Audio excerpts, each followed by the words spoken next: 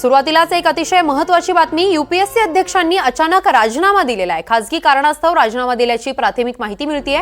मनोज सोनींनी राजीनामा दिलेला आहे। सोनींचा राजीनामा अद्याप स्वीकारलेला नसल्याची माहिती सूत्रांनी दिलेली आहे। 5 वर्षांची मुदत पूर्ण होण्याआधीच सोनींनी राजीनामा दिलेला आहे। यूपीएससी अध्यक्षांनी अचानक राजीनामा दिल्याने चर्चांना उधाण आलेले आहे। या संदर्भात अधिकची माहिती देत आहेत आमचे प्रतिनिधी रामराजे शिंदे।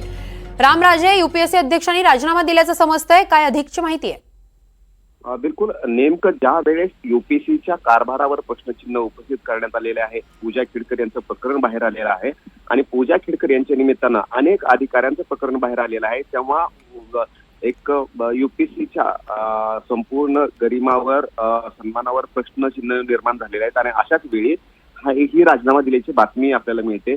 सोनी खरं तर 2017ला सदस्य म्हणून आले, 23ला ते चेअरमन झालेले आहेत आणि अद्याप अजून 5 वर्षाचा कालावधी त्यांच्याकडे उरलेला आहे। 2029 पर्यंत कालावधी आहे, परंतु त्यापूर्वीच त्यांनी राजीनामा देणं हा मोठा धक्का आहे। यापूर्वी अशी घटना कोणतीही झालेली नाहीये, परंतु वैयक्तिक कारण त्यांनी देण्यात आलेलं आहे।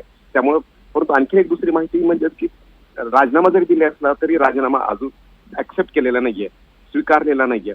त्यामुळे डीओपीटी राजीनामा स्वीकारते का हे सुद्धा पाहावं लागणार आहे आणि या राजीनाम्याला या संपूर्ण प्रकरणाची किनार आहे का, पूजा खेडकर किंवा बाकीच्या ज्या नियुक्त्या आहेत त्यांची किनार आहे का हे सुद्धा पाहणं गरजेचं आहे, परंतु हा मोठा निर्णय म्हणावा लागेल।